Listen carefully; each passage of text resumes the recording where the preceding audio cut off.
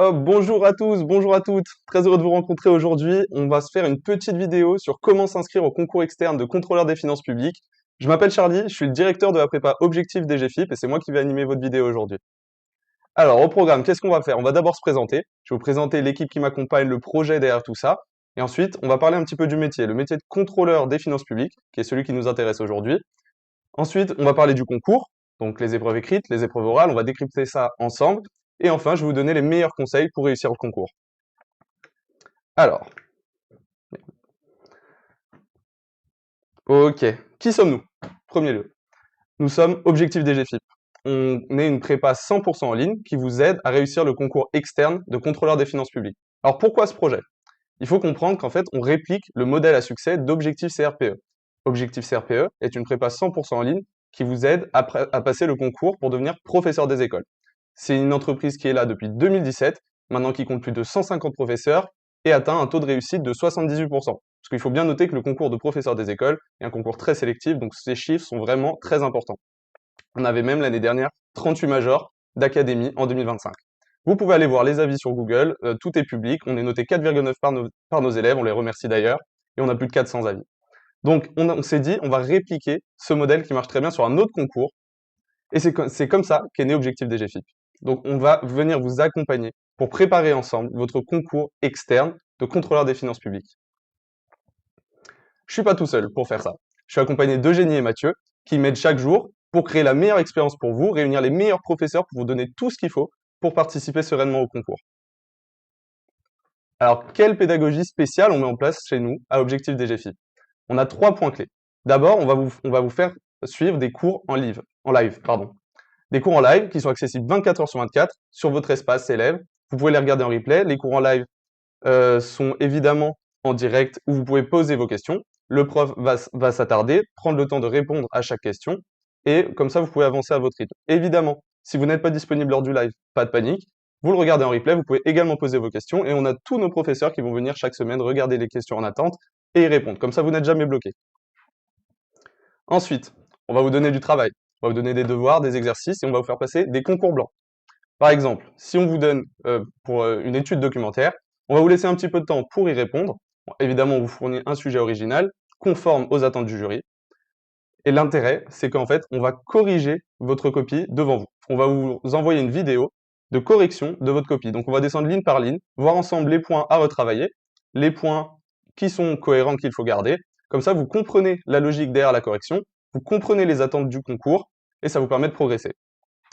On va également vous faire passer des oraux, donc des oraux blancs, dans les mêmes situations que le vrai concours, que le jour J. Vous serez en visio, évidemment, et vous allez passer donc pour notre cas un entretien de 25 minutes, suivi d'un débrief. Ce débrief portera sur la forme, le fond, et votre posture, votre éloquence, tout ce genre de choses. Alors, on y reviendra plus tard sur la pédagogie, etc. Mais sachez que si vous avez la moindre question, vous pouvez prendre rendez-vous avec moi ou avec un membre de mon équipe directement sur notre site et sur le lien qu'on va normalement vous mettre dans le chat rapidement. N'hésitez pas, c'est 100% gratuit, je suis là pour répondre à vos questions, parler de votre projet, parler de votre situation, votre ambition, etc. Alors on va commencer en parlant un petit peu du métier de contrôleur des finances publiques. Qu'est-ce que fait le contrôleur? Alors, on va dire que le contrôleur a 3 missions principales. Premièrement, la gestion fiscale. Il va accueillir et informer les contribuables, traiter les déclarations d'impôts, vérifier leur exactitude et corriger les erreurs, mais aussi participer au recouvrement des impôts et des taxes. Ensuite, hop là, vous avez la gestion publique et la comptabilité. Le contrôleur va gérer les dépenses et les recettes d'une collectivité locale, d'un ministère ou d'un établissement public. Il va aussi tenir les comptes publics et vérifier la régularité des opérations financières et préparer des budgets et suivre leur exécution. Et enfin, vous avez les missions de contrôle et de conseil. Donc contrôler la bonne utilisation des fonds publics, auditer les comptes des collectivités locales ou d'établissements publics, mais aussi conseiller les élus et gestionnaires publics sur la réglementation financière. Alors maintenant, comment devenir contrôleur? C'est très sélectif, c'est par concours, on va y venir.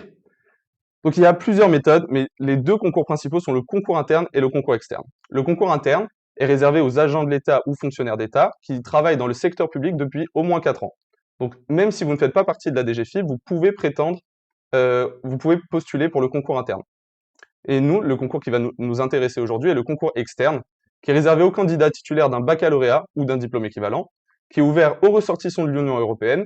Attention quand même, il faut noter que certains postes sont réservés aux personnes de nationalité française. Et il faut également préciser qu'il n'y a pas de limite d'âge. Moi, j'ai souvent cette question de est-ce que je suis trop vieux pour participer au concours? Non. Vous pouvez postuler, vous pouvez candidater et devenir contrôleur. Alors, super ces concours, mais il faut être quand même bien conscient du fait que selon les années, il y a un taux de réussite qui se comprend entre 7 et 10%, ce qui est faible, sachant qu'il y a environ 8 à 10 000 inscrits chaque année. Donc, comment on fait maintenant pour réussir ce concours? Il faut bien se préparer, il va falloir travailler, je vais être honnête avec vous. Et ça se fait en amont du concours. Alors, oula, pourquoi je suis là? 1, 2, 3, super. Ok, on va parler un petit peu des épreuves. Donc, le concours est scindé en deux phases. Vous avez d'abord l'admissibilité, puis l'admission. L'admissibilité se compose de deux épreuves écrites, et l'admission est le grand oral, avec les membres du jury. Alors, on va commencer par décrire l'admissibilité. Vous avez d'abord une épreuve écrite, qui est une étude documentaire. Vous allez recevoir un corpus documentaire d'environ une vingtaine de pages, avec un sujet contemporain, qui sera soit lié au domaine social, économique ou financier, et vous allez devoir répondre à quelques questions sur ce sujet, ainsi que donner votre avis de façon argumentée, ce qui est une petite nouveauté de l'édition 2026, car comme vous le savez, le concours a été réformé cette année. Donc c'est vraiment l'épreuve où il va falloir bien se préparer, puisque c'est une épreuve de coefficient 4, donc c'est un fort coefficient par rapport au reste du concours, et en lisant beaucoup les rapports du jury, on se rend compte que c'est vraiment l'épreuve où les candidats manquent de méthodologie, manquent de connaissances à la fois théoriques, pratiques, et ça va être le grand filtre de cette année pour passer à l'épreuve d'après. Donc c'est une épreuve de coefficient 4, elle dure 3 heures, et chaque note en dessous de 5 sur 20 est éliminatoire. Hop. Ensuite, on passe à l'admissibilité. Bref, on y est déjà. Vous avez une deuxième épreuve écrite qui est composée d'un côté d'un QCM. Donc c'est un QCM avec des mathématiques, du français, du raisonnement logique et des connaissances générales. Et ensuite, une partie questions à réponse courte. Donc la matière de cette épreuve à questions à réponse courte est optionnelle. Vous allez devoir la choisir parmi 5 matières qui sont le droit, la comptabilité, les mathématiques, l'histoire géopolitique, pardon, et les sciences économiques et sociales. Donc là, il faut vraiment choisir la matière avec laquelle vous êtes la plus à l'aise. Comme ça vous limite la dose de travail à effectuer pour préparer le concours. Donc ces épreuves, donc le QCM et les questions-réponses courtes, sont coefficient 2. C'est pour ça que je vous disais tout à l'heure que l'épreuve documentaire est l'épreuve à travailler le plus pour passer à la phase d'admission. Cette épreuve est du coup coefficient 2, dure 2 heures, et encore une fois, une note en dessous de 5 sur 20 est éliminatoire. Si jamais vos deux notes vous donnent un résultat satisfaisant, vous passez à la phase d'après qui est l'admission. L'admission, c'est le grand oral. Hop. C'est le grand oral avec les membres du jury. Donc c'est un oral de 25 minutes où vous allez d'abord commencer par vous présenter pendant environ 5 minutes, puis vous allez être mis en situation, dans une situation que serait amené à vivre un contrôleur des finances publiques. Ça va être à vous de vous adapter, de montrer que vos valeurs coïncident avec la DGFiP, de montrer que votre posture et votre expertise vous autorisent à être là-bas. Donc, c'est un entretien de coefficient 6, c'est très important pour votre admission finale, et encore une fois, une note inférieure à 5 sur 20 est éliminatoire. Donc je récapitule, vous avez donc l'épreuve documentaire qui est de coefficient 4, l'épreuve avec le QCM et les questions à réponse courtes de coefficient 2, et le grand oral de coefficient 6. C'est important évidemment d'avoir de bonnes notes pour passer le concours, mais également parce que c'est un concours national, c'est-à-dire que vous allez, à la suite de votre admission en tant que contrôleur ou contrôleuse, demander votre affectation géographique et elle peut vous être attribuée ou refusée en fonction de votre classement au concours. Donc il y a double enjeu sur ce concours. Non seulement pour avoir le métier que vous voulez, mais aussi pour rester où vous voulez, pour partir où vous voulez. Si vous avez votre maison, vos enfants, etc., votre situation vous empêche de bouger, c'est important d'avoir une bonne note pour que votre vœu soit sécurisé. Ensuite, on va passer au motif de votre présence aujourd'hui, l'inscription. On va s'inscrire ensemble pas à pas au concours externe. Alors, je vous invite à vous rendre sur le site, sur la plateforme des concours organisés par les finances publiques. Normalement, vous devez arriver sur un site qui ressemble à peu près à ça. Enfin, qui ressemble à ça. Je vous laisse y aller et on va y aller tous ensemble. Hop. Alors, vous descendez en bas de cette page et vous allez pouvoir trouver un petit bouton avec « Je m'inscris au concours ». Une fois cliqué, vous atterrissez sur cette page où vous pouvez créer votre compte en remplissant un formulaire. On vient cliquer dessus. Hop. Ok, on est bon sur ça. Vous allez devoir remplir vos informations personnelles. Donc faites attention particulièrement à l'adresse email, parce que c'est l'adresse email que vous allez réutiliser pour vous identifier sur la plateforme du concours. Donc voilà, remplissez vos informations personnelles, faites attention, faites pas d'erreur. Et ensuite, vous venez cliquer sur « Je crée mon compte ». Hop. Une fois que c'est fait, vous allez recevoir un mail sur la boîte mail que vous avez renseignée. Dans ce mail, il y aura un lien qui va vous rediriger vers une page où vous pouvez créer votre mot de passe. Donc vous avez des petites règles à respecter pour créer votre mot de passe. Et il ne faut pas se faire avoir, il faut que le mot de passe soit entre 8 et 12 caractères. Donc voilà, moi j'ai mis du temps à m'en rendre compte. Hop. Ensuite, vous avez un petit récapitulatif et surtout vous avez votre identifiant. Une fois que vous avez créé votre mot de passe, on vous donne votre identifiant qui va être le même pour vous inscrire sur la plateforme du concours. Il va bien falloir le noter, il va bien falloir le garder, parce que vous allez vous en resservir.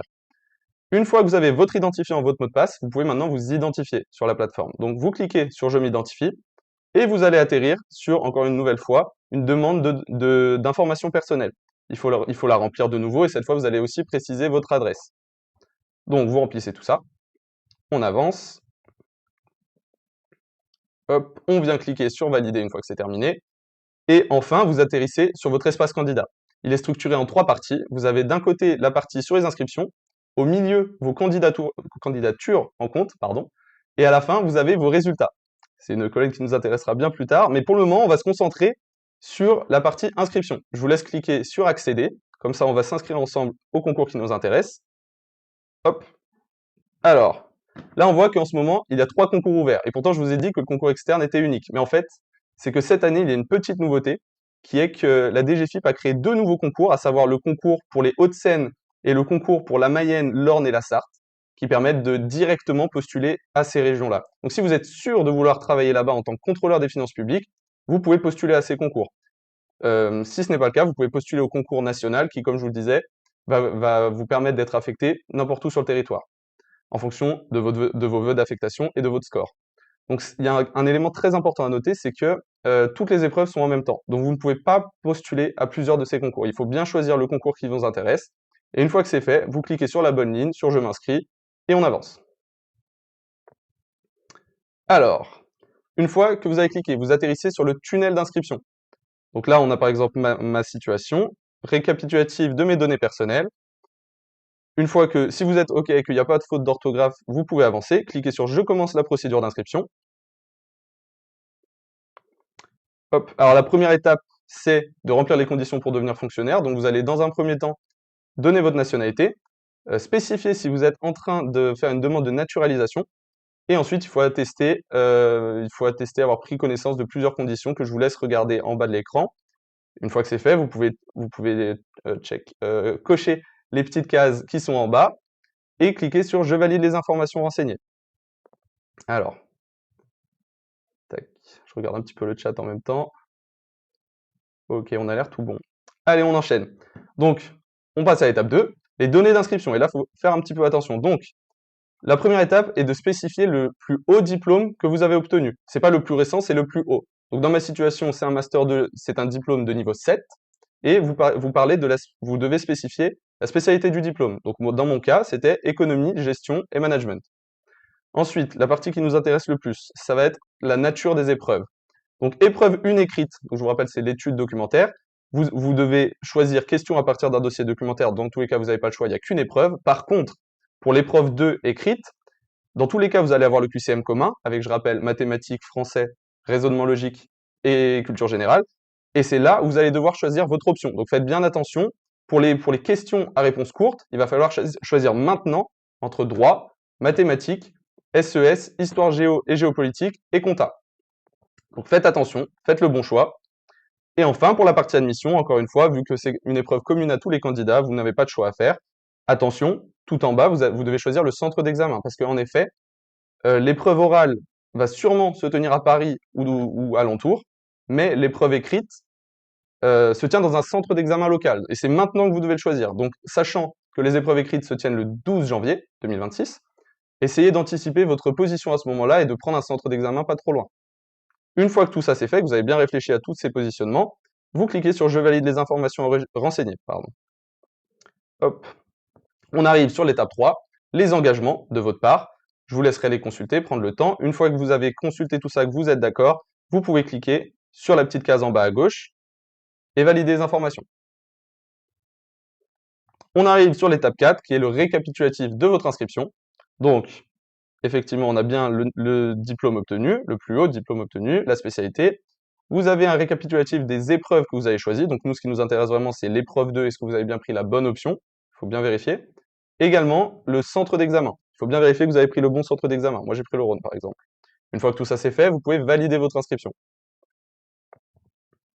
Hop, on arrive sur une confirmation, comme quoi votre inscription est bien prise en compte par la DGFiP. Donc super. Petite parenthèse pour les personnes en situation de handicap, sachez que vous avez le droit à des aménagements. Vous pouvez envoyer par mail à l'adresse est là nfip.concours@dgfip.finance.gouv.fr un certificat médical datant de moins de 6 mois pour qu'on puisse réaliser des aménagements pour vous. Donc voilà, c'est vraiment quelque chose à faire si vous êtes dans cette situation. Si ce n'est pas le cas, vous pouvez cliquer sur « Terminer la procédure d'inscription ». Et voilà, c'est fait.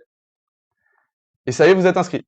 Vous n'avez plus qu'à préparer le concours, parce que ça va être là la partie la plus difficile de ce périple. Il va falloir maintenant se préparer. Comment on fait? Alors, pas de panique, comme je vous ai dit tout au début, nous, à Objectif DGFiP, on est là pour ça. On a réfléchi à un parcours élève à réaliser sur quelques mois seulement, pour pouvoir accumuler toutes les connaissances dont vous avez besoin pour réaliser le concours, qu'importe d'où vous partez, et c'est fait exprès pour tenir avec un emploi du temps chargé, à savoir si vous avez déjà un travail, si vous avez des enfants, etc. C'est fait exprès pour vous. Ça va se marier avec votre emploi du temps actuel. On privilégie le travail en asynchrone pour que vous puissiez adapter votre emploi du temps avec la prépa. Donc là, on vous donne notre calendrier de contenu, comme ça vous pouvez avoir un petit peu un ordre d'idée de ce qu'on propose et quel type d'accompagnement vous auriez si vous participiez à la prépa. Donc par exemple, on va commencer par la préparation aux écrits, parce que je rappelle, le concours présente d'abord les écrits le 12 janvier, et vous avez les oraux au mois de mars. Donc on commence par la préparation aux écrits, avec le 27 octobre une explication de l'épreuve, avec les attentes du jury. Le 31 octobre, la méthode d'analyse d'un dossier documentaire. Le 12 novembre, on vient faire une leçon sur synthétiser, structurer et rédiger sa réponse. Donc ça, c'est très important, comme je vous disais. L'épreuve documentaire, c'est vraiment l'épreuve où les candidats manquent de méthodologie. Et enfin, le 15 novembre, répondre aux questions intermédiaires et à la question argumentée finale. Comme je vous disais, l'argumentation, l'avis personnel sur l'étude documentaire est une nouveauté de l'épreuve de cette année. Et il faut se préparer. Tous les avis sont recevables s'ils sont bien argumentés. Ça, on va vous l'apprendre. On va vous donner toutes les clés, tous les outils pour donner votre avis et argumenter derrière, parce que c'est ça que le jury attend. Donc voilà. Ensuite, ça c'est pour le contenu méthodologique et pédagogique, mais on va pas vous lâcher, on va vous donner des concours blancs. Vous en avez deux à l'écrit. Le premier se tiendra du 16 au 26 novembre, où on va vous fournir un sujet original, conçu de notre côté par nos profs. Vous avez une petite période pour le réaliser, et ensuite, vous allez recevoir une correction personnalisée de votre copie. Également, vous aurez un cours avec toute votre promotion de correction de ce concours blanc. Comme ça, vous avez une idée des attentes du jury, de qu'est-ce qu'une bonne copie, qu'est-ce qu'une mauvaise copie, etc. Vous avez également un deuxième concours blanc du 10 décembre au 1er janvier, même principe, avec à la fois une vidéo personnalisée de votre copie et un live de correction avec toute la promotion. Ensuite, je vous ai dit que les épreuves étaient le 12 janvier. Et nous organisons une veillée d'armes le 11 janvier. En fait, c'est un live qu'on réalise tous ensemble pour un petit peu détendre l'atmosphère, pour vous préparer à aller sereinement au concours. Et c'est voilà, vraiment souffler, reprendre vos esprits, aller au concours. Vous avez travaillé dur pour ça. Et on y va sereinement et on part à la guerre. Hop. Maintenant, si vous êtes admissible, et vous serez admissible, bien sûr vous serez admissible, vous passez à la préparation aux oraux. Donc les oraux se tiennent du 16 au 20 mars, et on commence directement la préparation le 18 janvier. On n'attend pas les résultats des écrits. Donc le 18 janvier, première vidéo avec une présentation générale de l'épreuve et encore une fois des attentes des membres du jury. Vous allez avoir aussi une présentation de la DGFiP et du métier de contrôleur. Vous allez devoir avoir quelques connaissances basiques du métier pour pouvoir vous projeter dans les mises en situation. Ensuite, on va animer également un cours d'actualité économique et financière. Ça va être votre domaine plus tard, mais il faut arriver avec un certain bagage car c'est vraiment des questions qui peuvent tomber lors de l'oral. Qu'est-ce que vous pensez de cette dernière actualité économique? Si vous ne savez pas du tout de quoi on parle, il va y avoir un problème. Donc on sera là pour vous mettre à jour sur ce type de contenu. Faites-nous confiance. Et enfin, le 1er février, vous allez avoir une analyse de mise en situation réelle. Parce que comme je vous disais, l'oral se constitue avec d'abord votre présentation, qui devrait être très structurée, très claire, et ensuite des mises en situation. Alors, pour bien vous préparer à tout ça, vous allez encore avoir 2 oraux blancs. Donc les premiers se tiendront du 7 au 15 février, en fonction de nos disponibilités communes. Donc je rappelle, les oraux blancs, un visio d'une trentaine, quarantaine de minutes, même condition qu'à l'examen réel, et à la fin, un débrief. Ensuite, un deuxième cours d'actualité économique et financière le 24 février, un retour général sur la première vague d'entretien. Donc, quel est le problème qui revient le plus lors des oraux? Qu'est-ce qui a bien marché? Qu'est-ce qui a moins bien marché chez tous nos candidats? On fait un débrief tous ensemble et à partir du 1er mars, deuxième vague. Deuxième vague d'oraux blancs, même stratégie. Oral blanc, type concours, débrief, vous pouvez progresser. Et c'est vraiment utile d'en avoir deux parce que le premier va servir à vous diagnostiquer, voir un petit peu où vous en êtes, vous mettre dans les conditions réelles du concours parce que des fois la perception qu'on a de nos progrès et de nos capacités est loin de la réalité tant qu'on n'est pas confronté à l'exercice. Donc le premier oral sert vraiment à diagnostiquer où vous en êtes dans la préparation. Vous travaillez, vous progressez. Et ensuite, le deuxième oral permet de confirmer vos acquis, vos progrès et arriver sereinement pour le vrai concours. Et encore une fois, les concours étant du 16 au 20 mars, nous, le 15 mars, qu'est-ce qu'on fait? On fait une veillée d'armes. Même esprit que pour la première. On va venir détendre l'atmosphère, répondre aux dernières questions, et on va utiliser notre esprit communautaire pour aller tous ensemble au concours et tous réussir. Voilà un petit peu ce qui vous attend si vous choisissez de nous rejoindre. Mais encore une fois, n'hésitez pas si vous avez des questions sur votre projet, sur la faisabilité de tout ça avec votre emploi du temps, sur même des méthodes de financement, n'hésitez pas à venir prendre rendez-vous avec moi. Je me ferai un plaisir de vous répondre. Vous allez avoir mon emploi du temps. Vous pouvez prendre un petit créneau. Encore une fois, c'est gratuit. Alors, on va parler un petit peu du fonctionnement de la prépa, de comment on va vous accompagner, comment on va vous aider à réussir ce concours avec nos cours en live et nos replays. Donc, vous pouvez voir à l'écran l'anatomie d'un cours chez nous. Donc là, comme je vous ai dit, vous voyez objectif CRPE, mais parce qu'on réplique le même modèle, vous allez avoir exactement la même chose avec objectif DGFIP. Donc vous avez un lecteur vidéo où vous retrouverez votre cours avec votre professeur qui a son support. Et en bas à gauche, vous avez une petite description et c'est minuté. Vous pouvez directement sauter à la partie qui vous intéresse. Comme ça, vous ne regardez pas toute la vidéo à chaque fois. Vous allez trouver des ressources complémentaires, donc des PDF, des documents d'exercice, des textes à lire, ce genre de documents, qui seront, qui seront tous en dessous de votre lecteur vidéo. Vous allez avoir sur la droite un petit module pour évaluer le cours que vous êtes en train de regarder, et c'est très important que vous le fassiez, comme ça nous on peut savoir si ce cours plaît, s'il faut améliorer quelque chose, etc. On peut vraiment corriger le tir, on peut vraiment améliorer continuellement notre prépa, et c'est super important pour nous. Vous avez également la petite partie pour poser vos questions. Donc, comme je vous disais plus tôt, si vous ne pouvez pas assister au cours en live et donc pas poser de questions directement au prof à l'instant T, vous le regardez en replay et vous pouvez poser vos questions. Et on va venir y répondre un peu plus tard. Ce qui est quand même très pratique. Alors, vous pouvez suivre votre progression sur la prépa totale en cliquant sur le petit coche qui permet de savoir si vous avez déjà complété un cours ou non. Le cours va passer en vue.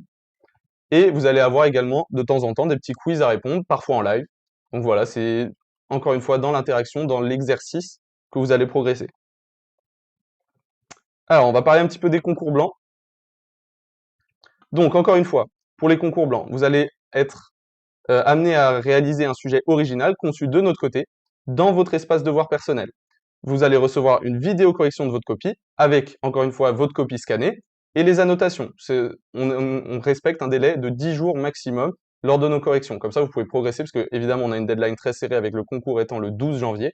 Donc, nous aussi, de notre côté, on met les bouchées doubles pour que vous puissiez progresser le plus vite possible. Vous allez avoir une correction écrite à télécharger, une grille avec les éléments à retravailler et ensuite, comme je vous disais plus tôt, on fait une vidéo tous ensemble où on met à disposition une correction type du sujet qu'on vous a proposé. Les corrections se font par des intervenants. Donc vous allez avoir des professeurs et des inspecteurs, ou des anciens membres de la DGFiP. Et enfin, pour les oraux, vous allez également avoir une équipe de jury qui est composée de professeurs, d'inspecteurs, de personnes de la DGFiP. On essaye toujours de mixer les savoir-faire. Comme ça, vous avez une belle réponse à votre prestation et vous pouvez vraiment progresser sur tous les plans. Alors, les oraux blancs, qu'est-ce que c'est? Encore une fois, on va vous mettre en situation avec des mises en situation totalement nouvelles qui sont évidemment conformes au concours et à la réforme du concours. On vous met en situation, on fait l'entretien avec vous dans votre espace entretien. C'est un site totalement dédié pour cette pratique. Et à la fin, le point vraiment intéressant, c'est que vous avez un débrief. Vous avez un débrief, encore une fois, sur le fond, la forme, et vous pouvez progresser. Et encore une fois, l'idée, c'est de diagnostiquer pour la première fois, de progresser et de confirmer au deuxième oral pour arriver sereinement au troisième oral qui sera le vrai concours. Et vous serez déjà prêt. Hop. On met aussi beaucoup en avant l'esprit communautaire de nos élèves.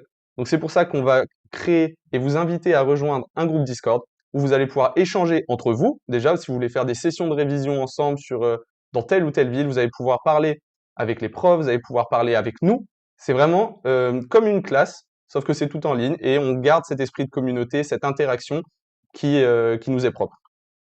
Voilà, je vous inviterai à consulter pour les personnes qui décident de nous rejoindre les salons importants. Alors, on va vous donner quelques conseils également.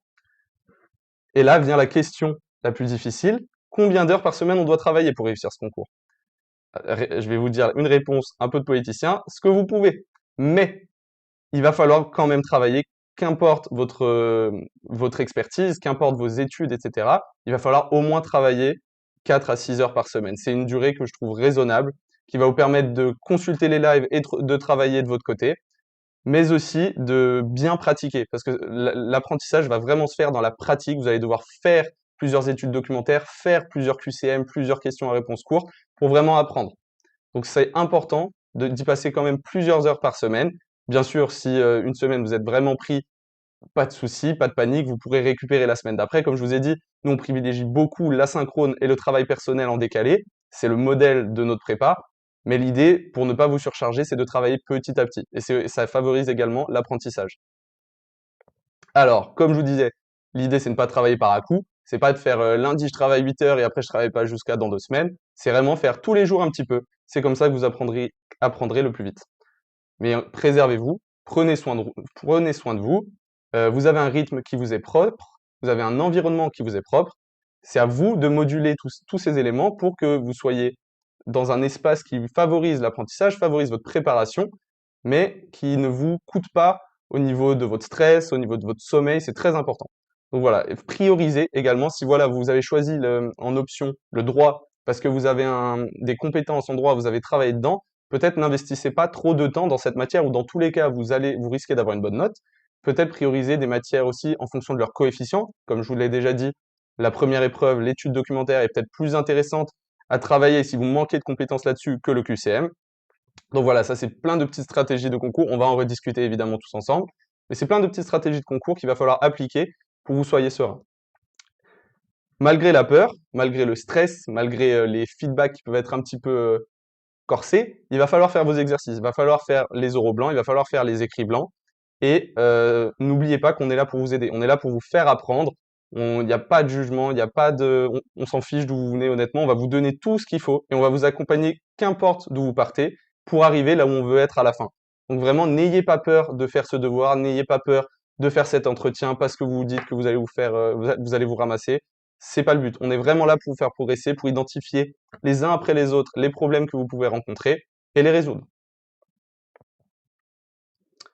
Alors, petite technique de mémorisation, pour illustrer un petit peu ce que je dis, c'est que plus vous allez avoir de la fréquence dans votre apprentissage, plus la notion, plus la connaissance va pouvoir rester dans votre tête. Si vous travaillez une seule fois d'un coup plein de notions différentes et qu'après vous les délaissez, ça va être compliqué de tout mémoriser. Alors que si au contraire, vous prenez petit à petit avec des rappels tous les 3 jours, tous les 3-4 jours, vous allez vraiment pouvoir mémoriser une grande quantité d'informations.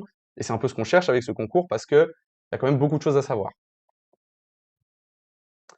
Alors, vous aurez bien sûr des petits cours sur tout ce que je vous décris maintenant brièvement, donc des techniques de mémorisation, des techniques de gestion de stress. On va vous accompagner sur tous ces sujets. Vraiment, on vous prend par la main, on vous donne tous les outils, on vous accompagne le plus possible pour que vous réussissiez. On veut pas que vous soyez tétanisé face à l'ampleur du défi, parce que c'est sûr que c'est un défi, hein, c'est une belle motivation de passer ce concours, une belle ambition. Mais maintenant, il faut structurer tout ça, il faut structurer notre approche et notre préparation pour pouvoir réussir. Parce que comme je vous l'ai dit au début, on est sur un concours avec un fort taux de sélectivité, entre 7 et 10%. Donc, il va falloir, très honnêtement, mieux travailler que les autres, travailler peut-être plus que les autres, et on est là pour ça. On est là pour vous donner tous les outils, on est là pour vous motiver quand vous avez un petit peu le cafard, on est là pour vous appeler si vous décrochez. On sera là, mais maintenant, il va falloir suivre aussi. Encore une fois, si vous avez des questions, n'hésitez pas à prendre rendez-vous avec moi.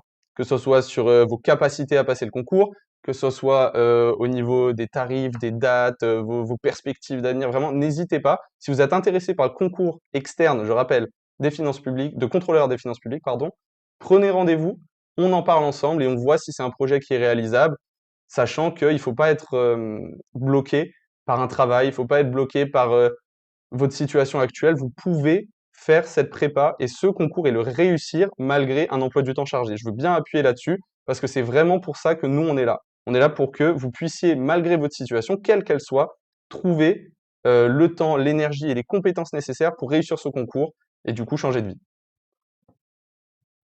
Hop là, je vais un peu vite.